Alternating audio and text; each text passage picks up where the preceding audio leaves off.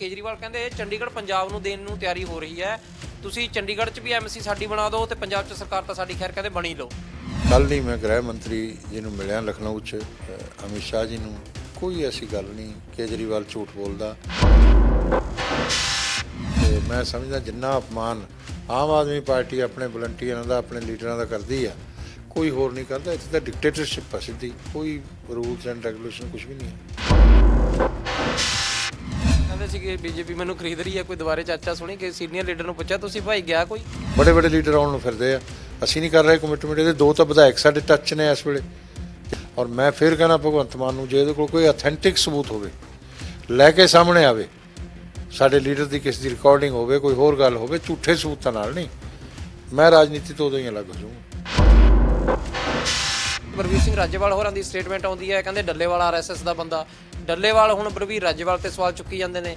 ਇਹ ਦੇਖਿਆ ਜਾਵੇ ਪੂਰਾ ਸਿਨੈਰੀਓ ਕਿਹੋ ਜਿਹਾ ਬਣਦਾ ਦਿਖਦਾ ਤੁਹਾਨੂੰ? ਇਹਦਾ ਨੁਕਸਾਨ ਹੋਣਾ, ਫਾਇਦਾ ਹੋਣਾ? ਇਹ ਇਹਨਾਂ ਦੀ ਨਜ਼ਰਾਂ 'ਚ ਬਦਨਾਮ ਹੋ। ਆਰਐਸਐਸ ਕੋਈ ਬਦਨਾਮ ਸੰਸਥਾ ਨਹੀਂ ਹੈ, ਬਹੁਤ ਪਵਿੱਤਰ ਤੇ ਵਧੀਆ ਸੰਗਠਨ ਹੈ। ਮੈਂ ਤਾਂ ਕਹਿੰਦਾ ਮੇਰੇ ਸਾਹਮਣੇ ਕੋਈ ਤਗੜਾ ਕਿਸਾਨ ਲੀਡਰ ਉਤਾਰੋ ਭਾਈ, ਮੈਂ ਰਾਜਪੁਰੇ ਤੋਂ ਲੜ ਰਿਹਾ। ਇਹਦੇ ਨਾਲ ਵੈਸੇ ਇੱਛਾ ਰਹੂਗੀ ਤੁਹਾਡੀ ਜੇ ਤੁਹਾਨੂੰ ਚੂਜ਼ ਕਰਨ ਨੂੰ ਕਹੇ? ਅਜੇ ਚੁਣੂਨੀ ਆ ਜੇ, ਉਹ ਤੋਂ ਪਹਿਲਾਂ ਇੱਕ ਵਾਰ ਕਹਿੰਦੇ ਵੀ ਸੀ। ਤੇ ਰਾਜੇਵਾਲ ਜੀ ਆ ਜਾਣ, ਡੱਲੇਵਾਲ ਜੀ, ਜਿਹਨੇ ਮਰਜ਼ੀ, ਜਿਹਦੀ ਵੀ ਇੱਛਾ ਹੋਵੇ। ਸਤਿ ਸ਼੍ਰੀ ਅਕਾਲ ਜੀ। ਪੰਜਾਬ ਦੇ ਵਿੱਚ ਦੇਖਿਆ ਜਾਵੇ ਸਿਆਸੀ ਮਾਹੌਲ ਨੂੰ ਦੇਖਦੇ ਹੋਏ ਲਗਾਤਾਰ ਲੀਡਰ ਖੈਰ ਲੋਕਾਂ ਨਾਲ ਵਾਅਦੇ ਵੀ ਕਰ ਰਹੇ ਨੇ, ਕਈ ਗਰੰਟੀਆਂ ਦੇ ਰਹੇ ਨੇ। ਹਰੇਕ ਪਾਰਟੀ ਨੂੰ ਖੈਰ ਹੁੰਦਾ ਕਿ ਸਾਨੂੰ ਵੋਟਾਂ 4 ਵੱਧ ਪੈ ਜਾਣਗੀਆਂ ਜੇਕਰ ਅਸੀਂ ਵੱਡੀ ਗੱਲ ਕਹਿ ਦਿੰਦੇ ਹਾਂ। ਪਰ ਕੇਜਰੀਵਾਲ ਕਹਿੰਦੇ ਹੁਣ ਇਹਨੂੰ ਪੈਂਤਰਾ ਕਹਿ ਰਹੀਏ ਜਾਂ ਕੁਝ ਹੋਰ, ਕਿ ਆਖਰ ਚੰਡੀਗੜ੍ਹ ਪੰਜਾਬ ਨੂੰ ਦੇਣ ਜਾ ਰਹੇ ਨੇ। ਹਾਲਾਂਕਿ ਹਰੇਕ ਪੰਜਾਬੀ ਚਾਹੁੰਦਾ ਚੰਡੀਗੜ੍ਹ ਮਿਲਣਾ ਚਾਹੀਦਾ, ਪਰ ਕਿਤੇ ਸ਼ੁਰੂਆਤ ਤਾਂ ਹੋਵੇ ਇਹ ਗੱਲ। ਤੇ ਦੂਸਰਾ ਦੇਖਿਆ ਜਾਵੇ ਪੰਜਾਬ ਦੇ ਵਿੱਚ ਕਿਸਾਨ ਆਗੂਆਂ ਨੂੰ ਲੈ ਕੇ ਜਿਸ ਤਰ੍ਹਾਂ ਦੇ ਨਾਲ 605 ਬਣਿਆ ਹੋਇਆ ਹੈ, ਵੀ ਇੱਕ ਦੂਜੇ ਦੇ ਉੱਤੇ ਡੱਲੇਵਾਲ ਦੀ ਗੱਲ ਹੋਵੇ, ਬਲਵੀਰ ਰਾਜੇਵਾਲ ਨੂੰ ਲੈ ਕੇ, ਰਾਜੇਵਾਲ ਦੀ ਡੱਲੇਵਾਲ ਨੂੰ ਲੈ ਕੇ ਝੜੂਨੀ ਨਵੀਂ ਪਾਰਟੀ ਅਨਾਉਂਸ ਕਰ ਦਿੰਦੇ ਨੇ। ਕੀ ਆਖਰਕਾਰ ਸਿਆਸੀ ਦਲਾਂ ਨੂੰ ਇਸ ਚੀਜ਼ ਨਾਲ ਫਰਕ ਪੈਂਦਾ ਹੈ? ਹਰਜੀਤ ਗਰੇਵਾਲ ਸਾਡੇ ਨਾਲ ਨੇ, ਬੀਜੇਪੀ ਦੇ ਸੀਨੀਅਰ ਲੀਡਰ ਨੇਗੇ।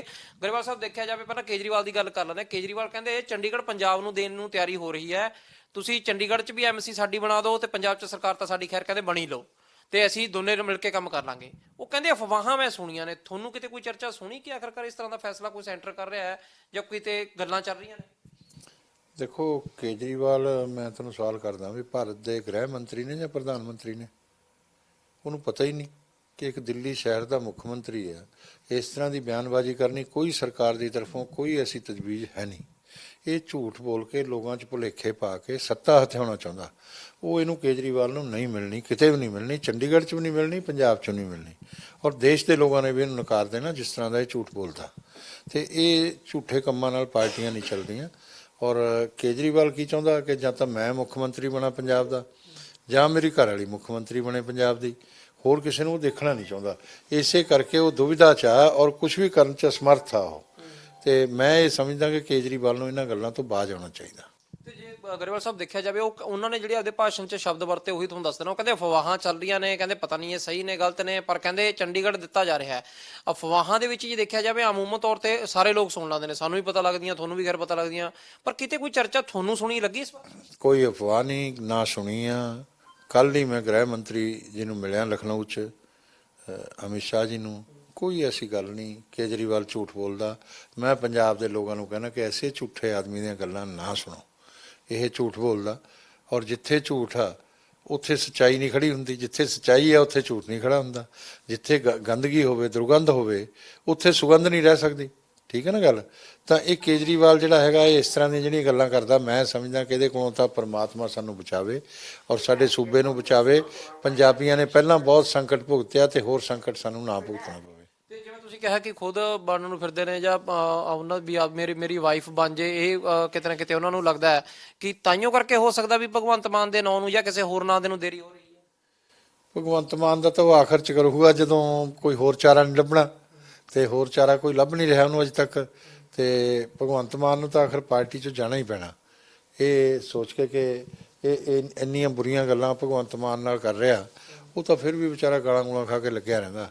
ਤੇ ਮੈਂ ਸਮਝਦਾ ਜਿੰਨਾ ਅਪਮਾਨ ਆਮ ਆਦਮੀ ਪਾਰਟੀ ਆਪਣੇ ਵਲੰਟੀਅਰਾਂ ਦਾ, ਆਪਣੇ ਲੀਡਰਾਂ ਦਾ ਕਰਦੀ ਆ, ਕੋਈ ਹੋਰ ਨਹੀਂ ਕਰਦਾ। ਇੱਥੇ ਤਾਂ ਡਿਕਟੇਟਰਸ਼ਿਪ ਆ ਸਿੱਧੀ, ਕੋਈ ਰੂਲਸ ਐਂਡ ਰੈਗੂਲੇਸ਼ਨ ਕੁਝ ਵੀ ਨਹੀਂ ਹੈ। ਪਰ ਉਹ ਤਾਂ ਕਹਿੰਦੇ ਸੀ ਕਿ ਬੀਜੇਪੀ ਮੈਨੂੰ ਖਰੀਦ ਰਹੀ ਹੈ। ਕੋਈ ਦੁਬਾਰੇ ਚਰਚਾ ਸੁਣੀ ਕਿ ਸੀਨੀਅਰ ਲੀਡਰ ਨੂੰ ਪੁੱਛਿਆ ਤੁਸੀਂ ਭਾਈ ਗਿਆ ਕੋਈ? ਮੈਂ ਫੇਰ ਕਹਿਣਾ ਕਿ ਸਾਡੀ ਪਾਰਟੀ ਦਾ ਕੋਈ ਵੀ ਸਥਾਪਿਤ ਲੀਡਰ ਇਸ ਤਰ੍ਹਾਂ ਦੀ ਗੱਲ ਨਹੀਂ ਕਰਦਾ। ਸਾਡੇ 'ਚ ਤਾਂ ਇੰਨੇ ਲੋਕ ਆਉਣ ਨੂੰ ਫਿਰਦੇ ਆ, ਅਸੀਂ ਉਹਨਾਂ ਨਾਲ ਗੱਲ ਪੂਰੀ ਨਹੀਂ ਕਰ ਰਹੇ। ਉਹਨਾਂ ਨਾਲ ਕਮਿਟਮੈਂਟ ਸਿਰਫ ਇੰਨੀ ਕਰਨੀ ਕਿ ਤੁਹਾਨੂੰ ਟਿਕਟ ਦੇਣੀ ਹੈ। ਬੜੇ ਬੜੇ ਲੀਡਰ ਆਉਣ ਨੂੰ ਫਿਰਦੇ ਆ, ਅਸੀਂ ਨਹੀਂ ਕਰ ਰਹੇ ਕਮਿਟਮੈਂਟ। ਇਹਦੇ 2 ਤਾਂ ਵਿਧਾਇਕ ਸਾਡੇ ਟੱਚ 'ਚ ਨੇ ਇਸ ਵੇਲੇ ਜਿਹੜੇ ਆਉਣਾ ਚਾਹੁੰਦੇ ਆ। ਤੇ ਇਸ ਕਰਕੇ ਭਗਵੰਤ ਮਾਨ ਤਾਂ ਐਵੇਂ ਝੂਠੀਆਂ ਅਫਵਾਹਾਂ ਫੈਲਾਉਂਦਾ। ਔਰ ਮੈਂ ਫਿਰ ਕਹਿਣਾ ਭਗਵੰਤ ਮਾਨ ਨੂੰ, ਜੇ ਇਹਦੇ ਕੋਲ ਕੋਈ ਅਥੈਂਟਿਕ ਸਬੂਤ ਹੋਵੇ ਲੈ ਕੇ ਸਾਹਮਣੇ ਆਵੇ, ਸਾਡੇ ਲੀਡਰ ਦੀ ਕਿਸੇ ਦੀ ਰਿਕਾਰਡਿੰਗ ਹੋਵੇ, ਕੋਈ ਹੋਰ ਗੱਲ ਹੋਵੇ, ਝੂਠੇ ਸਬੂਤਾਂ ਨਾਲ ਨਹੀਂ। ਮੈਂ ਰਾਜਨੀਤੀ ਤੋਂ ਉਦੋਂ ਹੀ ਅਲੱਗ ਹੋ ਜਾਊਂਗਾ। ਬੀਜੇਪੀ ਇਦਾਂ ਦੇ ਕੰਮ ਨਹੀਂ ਕਰਦੀ, ਮੈਂ ਇਹ ਦਾਅਵੇ ਨਾਲ ਕਹਿ ਸਕਦਾ। ਤੇ ਜੇ ਬੀਜੇਪੀ ਇਦਾਂ ਦੇ ਕੰਮ ਕਰਦੀ ਹੁੰਦੀ, ਅਸੀਂ ਬੀਜੇਪੀ ਲਈ ਤੇ ਆਪਦੇ ਲੀਡਰ ਲਈ ਇੰਨਾ ਸਟੈਂਡ ਕਿਉਂ ਲੈਂਦੇ? ਤਦ ਹੀ ਲੈਂਦੇ ਨਾ। ਸਾਨੂੰ ਪਤਾ ਕਿ ਨਾ ਤਾਂ ਉਹ ਬੁਰਾ ਕਰ ਸਕਦੇ ਆ, ਨਾ ਗਲਤ ਕੰਮ ਕਰ ਸਕਦੇ ਆ, ਨਾ ਗਲਤ ਕਾਨੂੰਨ ਬਣਾ ਸਕਦੇ ਆ, ਤੇ ਨਾ ਹੀ ਕੋਈ ਗਲਤ ਚੀਜ਼ ਕਰ ਸਕਦੇ ਆ ਕਿਸੇ ਨੂੰ ਲਾਲਚ, ਲੋਭ ਲਾਲਚ ਦੇਣ ਦੀ। ਇਸ ਤਰ੍ਹਾਂ ਦੀ ਗੱਲ ਸਾਡੇ ਲੀਡਰ ਨਹੀਂ ਕਰਦੇ। ਤੇ ਜਿਵੇਂ ਹੁਣ ਪੰਜਾਬ ਦਾ ਸਿਆਸੀ ਮਾਹੌਲ ਚੱਲ ਰਿਹਾ, ਗਰੇਵਾਲ ਸਾਹਿਬ ਤੁਹਾਡੀ ਵੀ ਪਾਰਟੀ ਪੂਰੀ ਤਿਆਰੀ ਤੇ ਲੱਗੀ ਵਿੱਚ ਲੱਗੀ ਹੋਈ ਹੈ, ਪਰ ਦੂਜੇ ਪਾਸੇ ਦੇਖਿਆ ਜਾਵੇ ਕਿਸਾਨਾਂ ਦਾ ਵੀ ਨਾਲੋਂ ਨਾਲ ਸ਼ੁਰੂ ਹੋ ਰੱਖਿਆ ਹੈ। ਹਾਲਾਂਕਿ ਖੁੱਲ੍ਹ ਕੇ ਦੇਖਿਆ ਜਾਵੇ ਝੜੂਨੀ ਹੋਰਾਂ ਨੇ ਹਜੇ ਤੱਕ ਐਲਾਨ ਕਰਿਆ, ਕਹਿੰਦੇ ਵੀ ਆਪਦੀ ਪਾਰਟੀ ਐਲਾਨ ਕਰਤੀ। ਖੈਰ ਉਹਨਾਂ ਨੇ ਸੰਘਰਸ਼ ਪਾਰਟੀ ਕਰਤੀ ਹੈ ਤੇ ਉਹ ਸੰਯੁਕਤ ਸੰਘਰਸ਼ ਪਾਰਟੀ। ਪਰ ਦੂਜੇ ਪਾਸੇ ਦੇਖਿਆ ਜਾਵੇ ਬਲਵੀਰ ਸਿੰਘ ਰਾਜੇਵਾਲ ਹੋਰਾਂ ਦੀ ਸਟੇਟਮੈਂਟ ਆਉਂਦੀ ਹੈ, ਕਹਿੰਦੇ ਡੱਲੇਵਾਲ RSS ਦਾ ਬੰਦਾ। ਡੱਲੇਵਾਲ ਹੁਣ ਬਲਵੀਰ ਰਾਜੇਵਾਲ ਤੇ ਸਵਾਲ ਚੁੱਕੀ ਜਾਂਦੇ ਨੇ। ਇਹ ਦੇਖਿਆ ਜਾਵੇ ਪੂਰਾ ਸਿਨੈਰੀਓ ਕਿਹੋ ਜਿਹਾ ਬਣਦਾ ਦਿਖਦਾ ਤੁਹਾਨੂੰ? ਇਹਦਾ ਨੁਕਸਾਨ ਹੋਣਾ, ਫਾਇਦਾ ਹੋਣਾ? ਦੋਨੋਂ ਹੀ ਸੱਚ ਬੋਲ ਰਹੇ ਆ, ਦੋਨੋਂ ਇੱਕ ਦੂਜੇ ਨੂੰ ਕਹਿ ਰਹੇ ਆ ਕਿ ਇਹਦਾ ਬੰਦਾ ਹੈ, ਇਹਦਾ ਬੰਦਾ। ਸੱਚ ਦੋਨੋਂ ਬੋਲ ਰਹੇ ਆ। ਨਹੀਂ, ਪਰ RSS ਦਾ ਬੰਦੇ ਹੈਗੇ ਨੇ ਡੱਲੇਵਾਲ।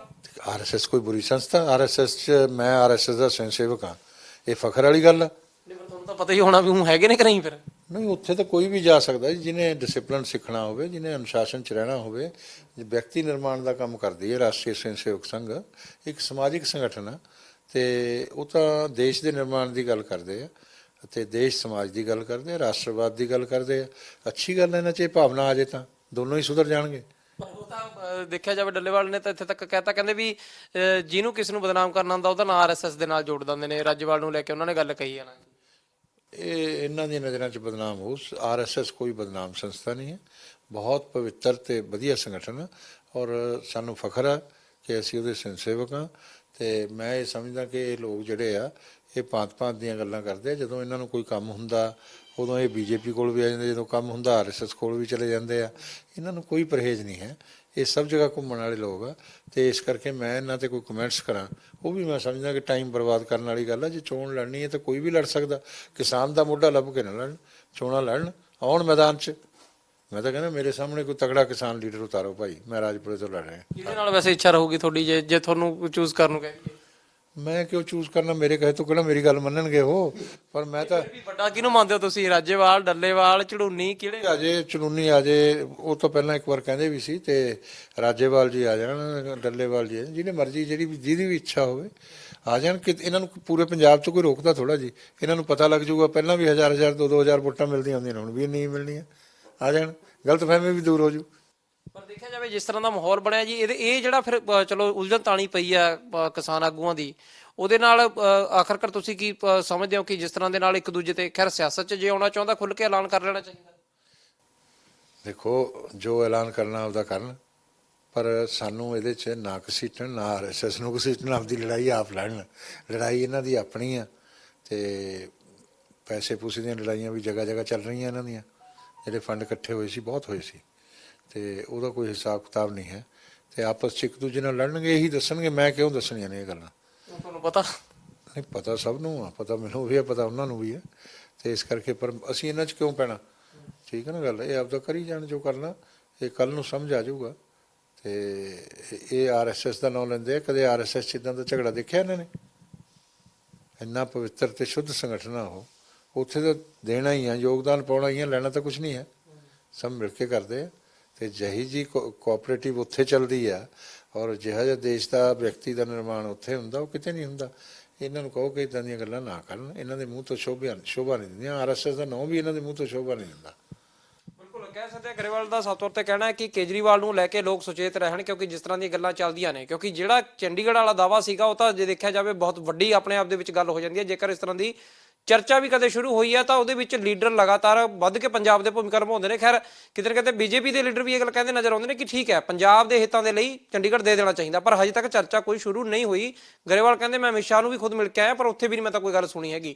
ਦੂਜੇ ਪਾਸੇ ਕਿਸਾਨ ਆਗੂ ਨੂੰ ਲੈ ਕੇ ਸਾਫ਼ ਤੌਰ ਤੇ ਉਹਨਾਂ ਦਾ ਕਹਿਣਾ ਹੈ ਕਿ ਆਖਰ ਚੋਣ ਜਿਹਨੇ ਲੜਨੀ ਹੈ ਮੇਰੇ ਖਿਲਾਫ ਆ ਕੇ ਲੜ ਲੈ, ਪਤਾ ਲੱਗ ਜੂ ਆਖਰ ਕਿੰਨੇ ਕੁ ਲੋਕ ਉਹਨਾਂ ਦਾ ਸਾਥ ਦਿੰਦੇ ਨੇ। ਪਰ ਆਰਐਸਐਸ ਨੂੰ ਕਮ ਸੇ ਕਮ ਵਿੱਚ ਨਾ ਘੜੀਸਣ, ਕਿਉਂਕਿ ਆਰਐਸਐਸ ਦਾ ਰੌਲਾ ਵਿੱਚ ਨਹੀਂ ਹੈਗਾ, ਅਸਲ ਰੌਲਾ ਜਿਹੜਾ ਉਹ ਪੈਸਿਆਂ ਦਾ ਹੈ।